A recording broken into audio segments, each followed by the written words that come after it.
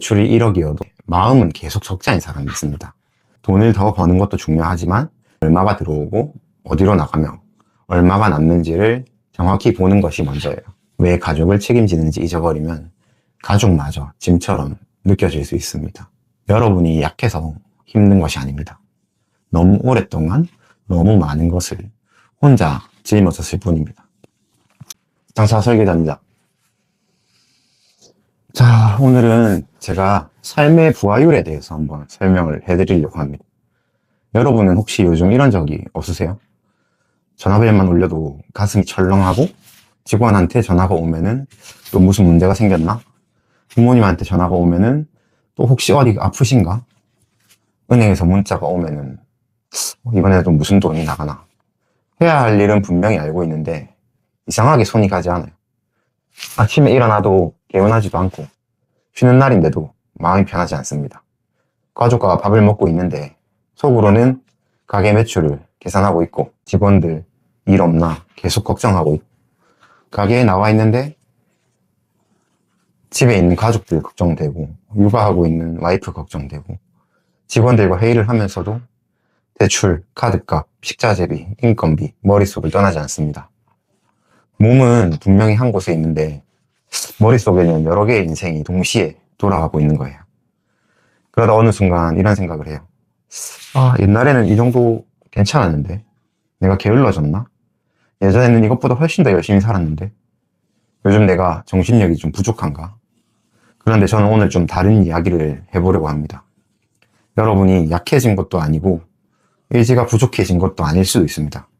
그냥 단지 너무 오랫동안 너무 많은 것을 동시에 짊어지고 있었던 겁니다. 저는 이걸 삶의 부하율이라고 부릅니다. 부하율이라는 말은 원래 기계나 전기 설비에서 많이 사용합니다. 기계마다 감당할 수 있는 용량이 있어요. 100을 감당하도록 만들어진 기계에 50 정도의 부하가 걸리면 여유가 있어요. 70이나 80 정도까지 올라가도 어느 정도는 버틸 수가 있습니다. 그런데 100을 넘어가면 어떻게 될까요? 열이 나기 시작하고 성능이 떨어지고 작은 문제에도 멈춰버립니다. 사람도 비슷하다고 생각합니다. 우리한테는 감당할 수 있는 용량이 있고 현재 짊어지고 있는 짐들이 있습니다. 그래서 삶의 부하율을 아주 간단하게 표현하면은 부하율은 현재 짊어진 총 부하 그리고 내가 감당할 수 있는 나의 용량. 중요한 건 일이 많으냐 적으냐가 아닙니다. 똑같은 일을 해도 몸이 건강하고 잠을 잘 자고 돈 걱정이 크지 않고 가족이 건강하고 함께 책임질 사람이 있으면 감당할 수 있습니다. 반대로 일이 그렇게 많지 않아도 가족이 아프고 돈 문제가 생기고 직원하고 갈등이 있고 잠까지 제대로 못 자면 정말 작은 전화 한 통에도 무너질 수 있습니다. 저도 그런 적이 많습니다. 정말 별거 아닌데 터지는 일, 화가 나는 일 겪어보신 적 있으실 겁니다. 문제의 크기만 중요한 게 아닙니다. 동시에 열려있는 문제의 개수가 사람을 미치게 만듭니다. 저도 여러분하고 비슷한 시간을 지나왔습니다. 저는 식당을 2개 운영하고 있고 숙소도 운영하고 있고 공간 디자인과 브랜드 설계 일도 하고 있고 지금은 장사 설계자라는 아카데미를 준비하고 있습니다. 새로운 사업도 만들고 싶고 책도 쓰고 싶고 가족들한테도 잘하고 싶고 하고 싶은 일이 많아요. 그런데 삶이라는 게 제가 원하는 일만 순서대로 일어나지는 않습니다. 저는 저는 아이가 크게 아팠던 시간이 있었고 오랜 입원이랑 치료를 함께 6개월 정도 서울에서 견뎌야 했습니다. 그래서 아이의 치료가 끝나고 1년 정도 지난 다음에 좀 괜찮아지나 싶었는데 어머니가 갑자기 작년 10월에 쓰러지신 거예요. 뇌림프종이라는 아주 어려운 병에 걸리셨어요. 근데 일주일이 지나자마자 아버지가 폐암이시래요. 건강검진 결과를 들으러 갔다 그 얘기를 듣는데 사실 아무 어떤 생각이 들지 않더라고요. 그냥 눈물만 흘리고 저한테 어떻게 이런 일이 벌어질 수 있나 이런 생각만 계속 들었습니다. 병원 문제만 있었던 것도 아니에요. 그때 당시에 부모님의 돈 문제도 있었고 제가 운영하는 가게의 문제도 있었고 직원 문제도 있었고 다양한 문제들이 있었습니다. 제가 없었지만 그래도 가게는 돌아갔습니다. 그동안 만들어 놓은 시스템이 있기 때문에 굴러갔습니다. 겉으로 보면은 사업도 하고 있고 매출도 나오고 있고 새로운 일도 계속 진행하고 있었어요. 그런데 제 안에서는 전혀 다르게 느껴졌습니다. 병원에 있으면은 가게랑 가족이 걱정이 되고, 가게에 있으면 부모님이 걱정되고, 부모님 문제를 해결하고 있으면은 아내와 아이한테 미안하고, 가족하고 시간을 또 보내고 있으면은 제가 해야 할 일을 미루고 있다는 생각이 들었습니다. 그때 이런 생각이 들었습니다. 몸은 하나인데 나는 지금 몇 개의 인생을 살고 있는 걸까? 사업가의 인생, 아들의 인생, 남편의 인생, 아빠의 인생, 사장의 인생. 몸은 하나인데 5개의 인생을 동시에 제대로 살아내려고 했습니다. 그러니 힘든 게 당연해요. 그런데 우리는 이 당연한 결과들을 두고 자신을 탓합니다. 내가 왜 더 잘하지 못하지? 내가 왜 집중하지 못하지? 왜 나는 시작한 일을 끝내지 못하지? 여러분, 근데 컴퓨터에 프로그램을 20개 정도 켜놓으면은 최신 컴퓨터도 느려지기 마련입니다. 그런데 우리는 머릿속에 20개, 30개의 문제를 열어놓고 왜 나는 전처럼 빠르게 움직이지 못하냐고 자신을 혼내고 있습니다. 컴퓨터가 느려졌을 때는 프로그램을 정리하면서 삶이 느려졌을 때는 자꾸 자신을 업그레이드 하려고 합니다. 더 열심히 해야 한다. 부지런해야 한다. 새벽에 일어나야 한다. 운동해야 한다. 책을 읽어야 한다. 새로운 계획표를 만들어야 한다. 그런데 이미 부하율이 120%인 사람한테 새로운 습관을 얹으면 어떻게 될까요? 운동조차 또 하나의 숙제가 됩니다.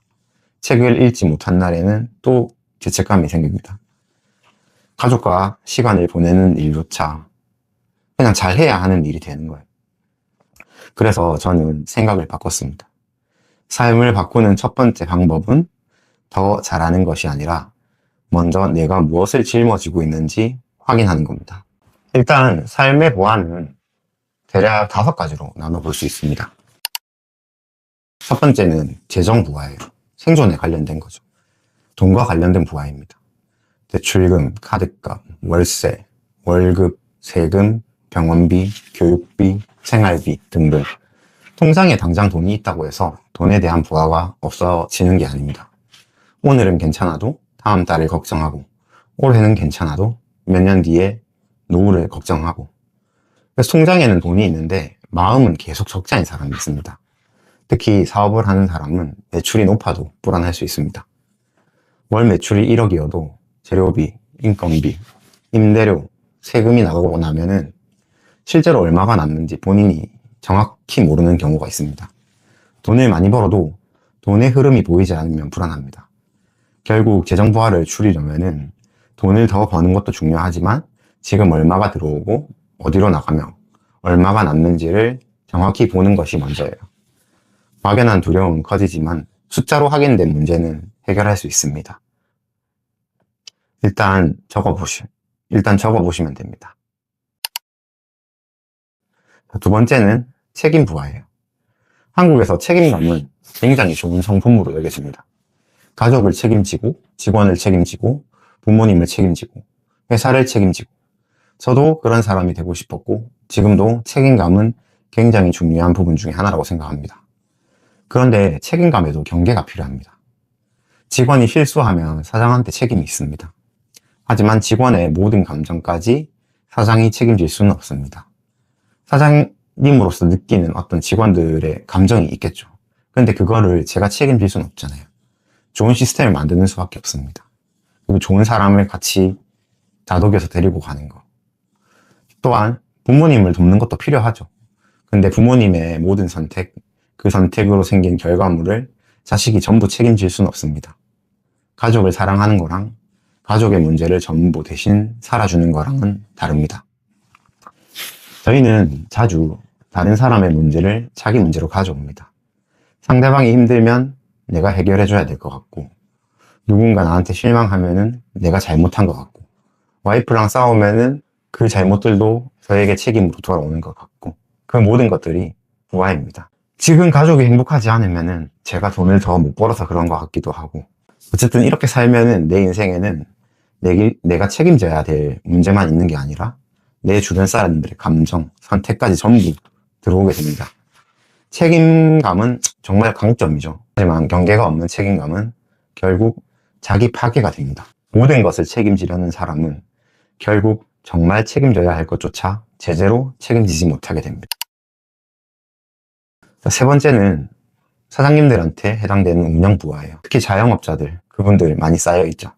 직원 스케줄도 정해야 하고, 식자재도 발주해야 되고, 고객 리뷰에도 답변해야 되고, 컴플레인도 처리해야 되고, 광고도 확인해야 되고, 매출도 확인해야 하고, 정산도 해야 하고, 에어컨이 고장나도 사장한테 연락하고, 화장실에 문제가 생겨도 사장을 찾고, 직원끼리 다퉈도 사장이 해결하고, 손님이 음식을 남겨도 사장이 이유를 고민합니다.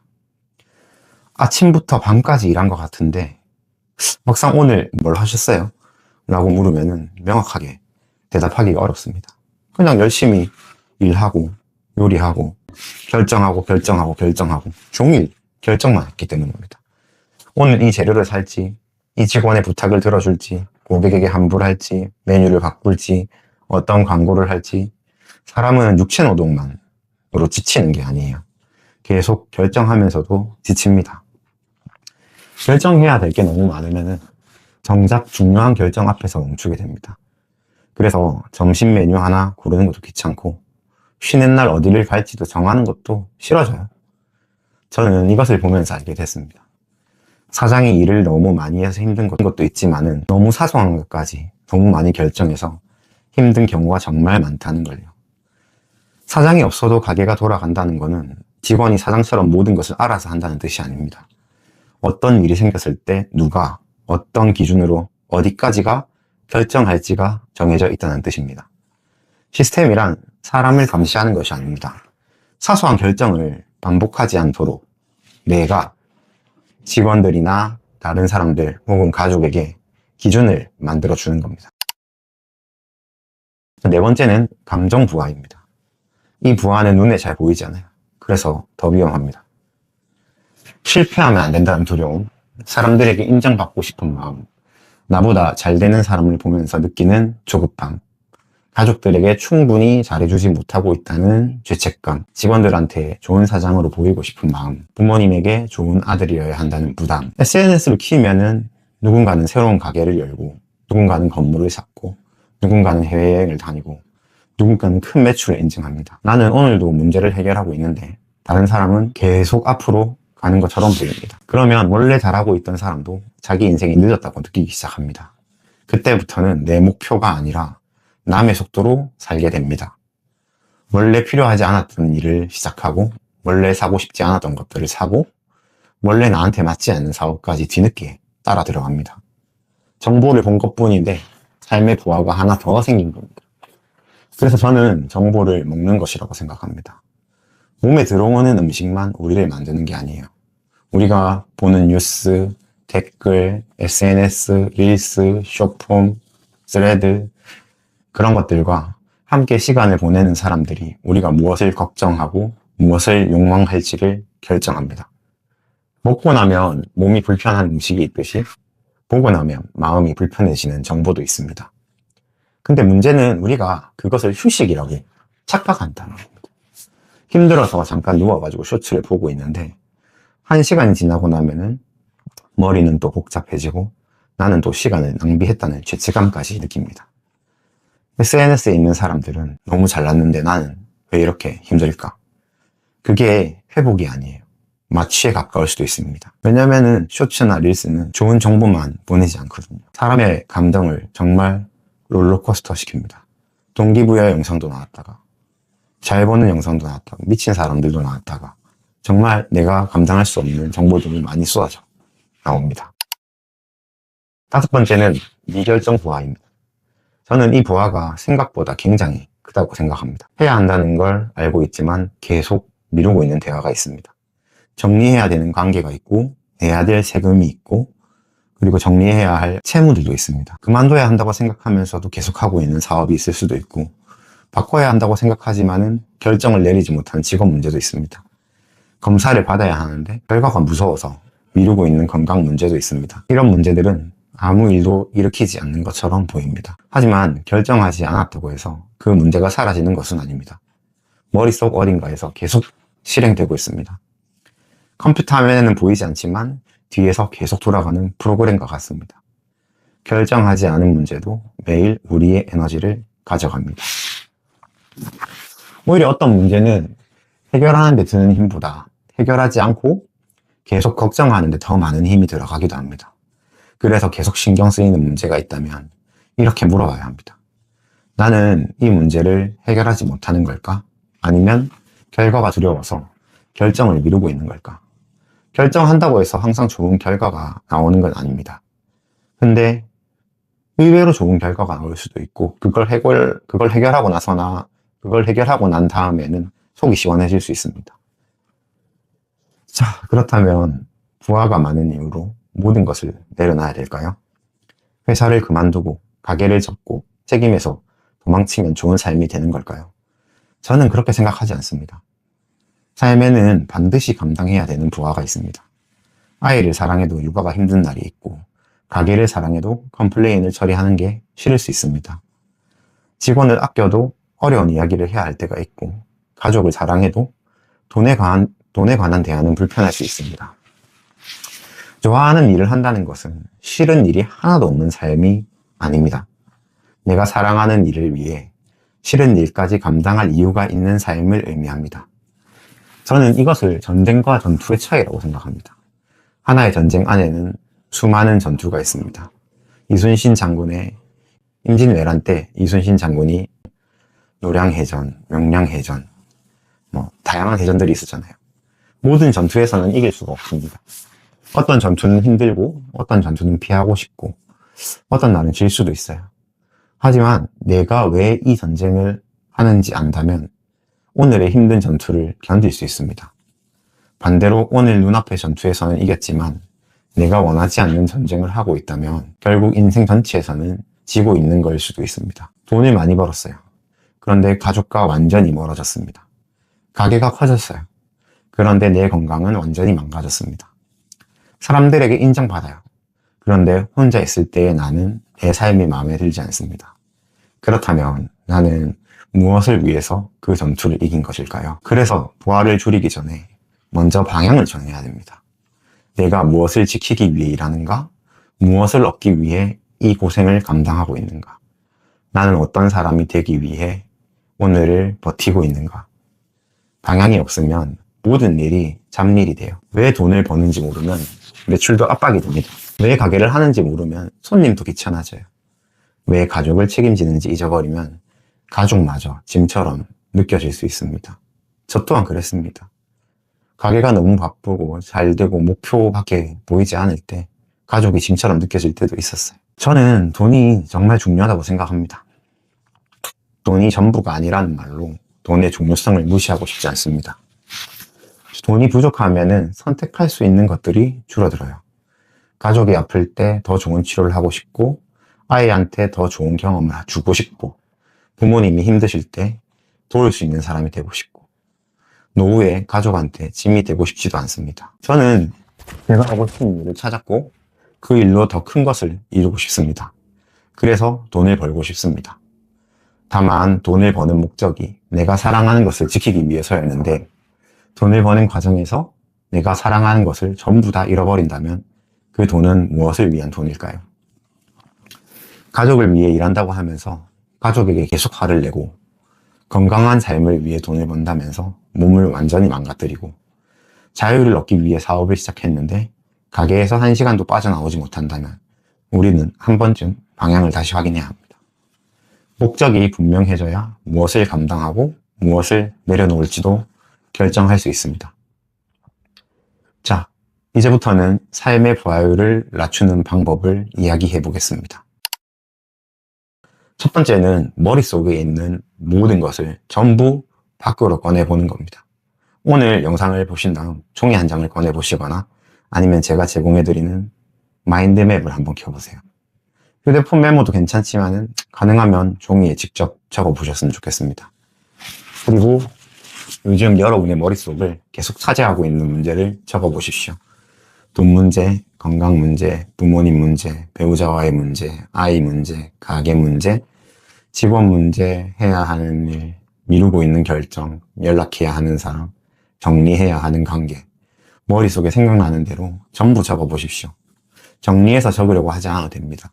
잘 적으려고 하지 마세요. 그냥 머릿속에 있는 걸 전부 밖으로 꺼내는 겁니다. 머릿속에 있을 때는 모든 것이 하나의 거대한 불안처럼 느껴집니다. 하지만 종이 위에 꺼내놓으면 그냥 각각의 문제가 됩니다. 내가 컨트롤할 수 있는 문제들이 밖으로 꺼내진 거죠. 불안은 막연하지만 문제는 크기를 확인할 수 있고 해결 순서를 정할 수 있습니다. 그리고 두 번째는 적어놓은 문제 옆에 4가지 중 하나를 표시하는 겁니다. 제거, 위임, 결정, 감당. 이 4가지를 적어요. 먼저 제거입니다. 이 일을 정말 해야 하는지 물어보는 겁니다. 다른 사람이 기대한다는 이유로 하고 있는 일은 아닌가? 목표와 관계없이 습관적으로 계속하는 일이 아닌가? 이미 효과가 없다는 것을 알면서도 그동안 들인 시간과 돈이 아까워 붙잡고 있는 것은 아닌가? 모든 일을 더 잘할 방법을 찾기 전에 그 일을 아예 하지 않아도 되는지부터 봐야 합니다. 하지 않아도 되는 일을 효율적으로 하는 것만큼 쓸데없는 일도 없습니다. 그 다음은 위임입니다.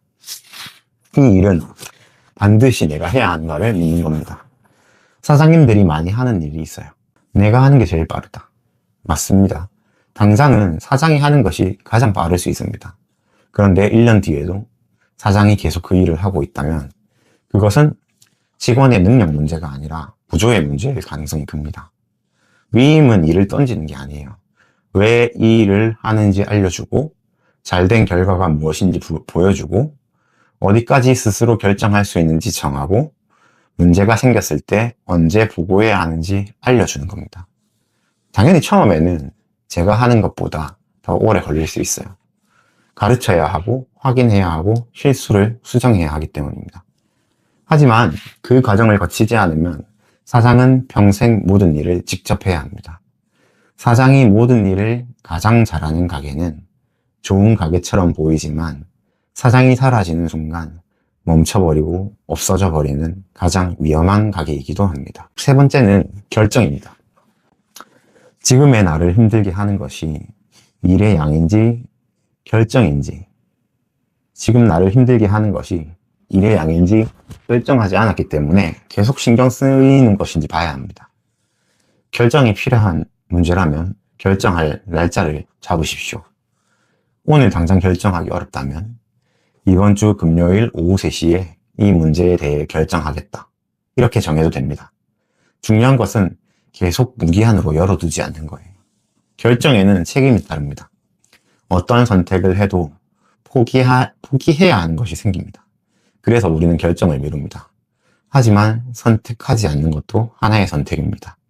그리고 보통 선택하지 않는 동안에는 상황이 나를 대신 결정합니다. 미루다가 결정되어져 버리는 거죠. 그렇게 되면 타격이 큽니다. 직원 문제를 미루잖아요. 그러면 다른 직원들이 지치고 나갈 수밖에 없어요. 돈 문제를 미루면은 이자가 결정을 대신합니다. 그리고 내지 않으면 경매나 소송에 휘말리겠죠. 불편한 대화를 미루잖아요. 관계가 서서히 좋아지지 않고 그게 결정을 대신합니다. 내가 결정하지 않으면 결국 시간이 나를 대신해서 결정합니다. 자, 마지막은 감당입니다. 이 부분이 가장 중요합니다. 제거할 수도 없고 다른 사람에게 맡길 수도 없고 결정한다고 사라지지도 않는 일이 있습니다. 내가 선택한 삶에서 반드시 감당해야 하는 책임입니다. 부모님이 아프실 때 병원에 함께 가는 일, 아이를 키우며 시간과 돈을 사용하는 일, 사업을 하면서 최종적인 책임을 지는 일, 내가 저지른 실수의 결과를 직접 수습하는 일. 이런 책임은 무조건 줄이는 게 답이 아닙니다.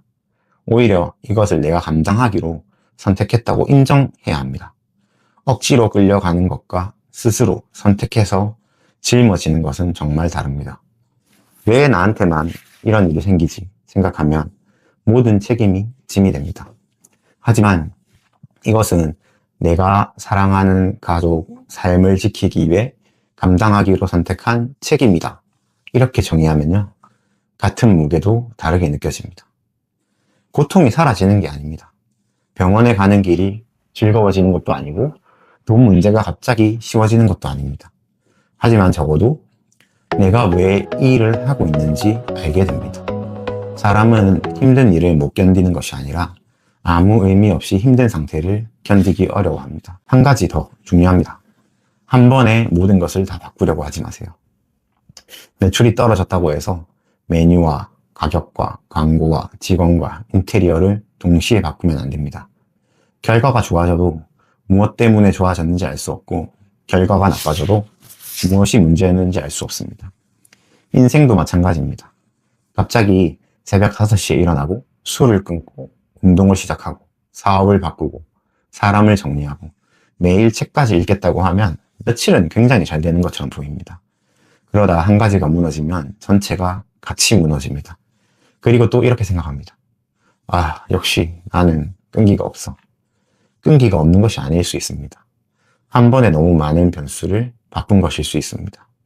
이번 주에는 잠을 푹 자고 다음 주에는 불필요한 정보, SNS를 줄여보세요.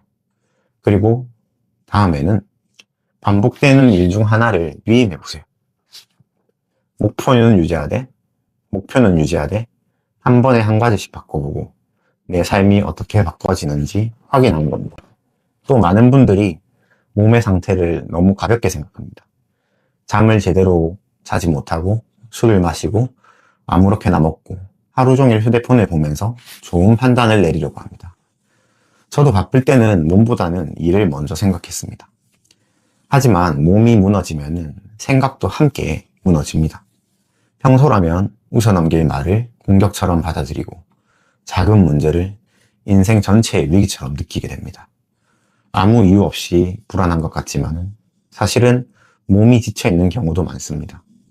그래서 잠을 자고 잘 먹고 몸을 움직이는 것은 성공한 사람이 여유가 생긴 뒤에 하는 일이 아닙니다. 좋은 판단을 내리기 위해서 먼저 지켜야 하는 기본 조건입니다. 물론 잘 자고 운동한다고 해서 돈 문제가 저절로 해결되진 않습니다. 하지만 지친 상태에서 내리는 결정과 회복된 상태에서 내리는 결정은 아주 다릅니다. 우리는 문제만 해결하려고 하지 문제를 해결해야 할 사람의 상태는 잘 돌보지 않아요. 여러분 자신이 모든 문제를 해결해야 되는 가장 중요한 자원이에요. 그 자원을 완전히 소진하면서 좋은 결과를 기대하면 안 됩니다. 관계도 마찬가지예요. 누구와 시간을 보내느냐에 따라서 삶의 부하가 정말 달라집니다. 만나고 나면 이상하게 기운이 빠지는 사람이 있어요. 계속해서 다른 사람을 욕하고 세상은 안 된다고 말하고 무언가를 시작하려고 하면은 안 되는 이유부터 말하는 사람들이 있어요. 반대로 만나고 나면은 문제가 해결이 된 것도 아닌데 다시 해버림이 생기는 사람도 있습니다. 내 이야기를 무조건 들어주는 사람만 좋은 사람이 아닙니다. 때로는 내가 듣기 싫은 이야기를 정직하게 해주는 사람이 필요합니다. 중요한 것은 그 사람이 나를 더 나은 방향으로 움직이게 하는가, 아니면 계속 불안과 분노와 비교 속에서 머물게 하는가. 가족이나 오래 친구처럼 쉽게 정리할 수 없는 관계도 있습니다. 그 관계를 무조건 끊으라는 뜻이 아닙니다. 다만 모든 말과 감정을 그대로 내 안에 들을 필요가 없습니다. 사랑하는 것과 경계를 갖는 것은 함께 할 수 있습니다. 좋은 사람이 된다는 이유로 모든 사람의 감정 쓰레기통이 될 필요가 없습니다. 자, 이제 다시 처음 질문으로 들어가 보겠습니다. 여러분은 요즘 정말 게을러진 걸까요? 아니면 삶의 부하율이 100%를 넘어선 것일까요? 일이 많은 것일까요? 아니면 결정하지 않은 문제가 너무 많은 걸까요? 능력이 부족한 걸까요? 아니면 다른 사람이 해야 할 일까지 내가 책임지고 있는 걸까요? 의지가 약한 걸까요? 아니면 제대로 자지도 쉬지도 못한 채 너무 오랫동안 버텨온 것일까요? 자신을 혼내기 전에 먼저 자신의 부하율을 확인해 보셨으면 좋겠습니다. 자, 오늘 당장 인생 전체를 바꾸려고 하지 마세요. 전부 적어보고 제거할지, 위임할지, 결정할지, 감당할지. 하지 않아도 되는 일은 제거하고 반드시 내가 하지 않아도 되는 일들은 위임하고 밀어놓은 문제는 결정하고 내가 사랑하는 것을 위해서 필요한 책임은 기꺼이 감당하겠다고 마음을 먹고 결단하는 겁니다. 좋은 삶은 아무런 부하가 없는 삶이 아닙니다. 아무 책임도 없고 아무 걱정도 없고 힘든 일이 하나도 없는 삶이 좋은 삶은 아닐 겁니다. 아이를 사랑하면 아이에 대한 걱정이 생기고요. 사업을 시작하면 사업에 대한 책임이 생깁니다. 누군가를 사랑하면은 그 사람이 아플 때 함께 아프게 됩니다. 무언가를 진심으로 원하면은 그것을 잃을지도 모른다는 두려움이 생깁니다. 살아간다는 것은 어쩌면 어떤 부하를 감당할지 선택하는 일일지도 모릅니다. 그러니 모든 짐을 내려놓으려고 하지 마세요. 내 것이 아닌 건 내려놓고 내가 사랑하는 것을 지키기 위해 필요한 건 더 단단한 마음으로 짊어져야 돼요. 여러분이 약해서 힘든 것이 아닙니다. 너무 오랫동안 너무 많은 것을 혼자 짊어졌을 뿐입니다. 자, 이제는 구분해야 합니다.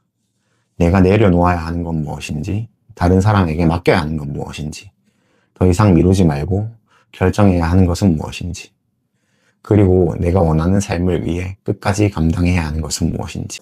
저 역시 아직 이 질문에 답하면서 살아가고 있습니다. 완벽하게 정리된 삶을 살고 있어서 제가 이 이야기를 여러분께 하는 이유가 아닙니다. 저도 여전히 실수하고 힘들어하고 많은 일도 버리고 하지만 예전하고 다른 점이 있으면 힘들 때 다른 것들 먼저 탓하지 않는 거, 그리고 저 자신을 탓하지 않는 거, 지금 내 의지가 약한 건지 내 삶의 부하가 너무 높아진 건지 그것부터 확인합니다. 여러분도 오늘부터 그걸 해보셨으면 좋겠습니다. 삶을 바꾸는 것은 더 많은 일을 해내는 데서 시작되지 않습니다. 무엇을 위해 살 것인지 정하고 그 삶에 필요하지 않은 짐들을 내려놓고 정말 중요한 책임을 스스로 선택하는 데서 시작됩니다. 좋은 삶은 부하가 없는 삶이 아닙니다. 감당할 부하를 스스로 선택하는 삶입니다. 감사합니다. 장사 설계자였습니다. 이 영상을 보시고 링크를 따라오시면 부하를 제거할 수 있는 마인드맵을 여러분께 나눠드리겠습니다. 감사합니다.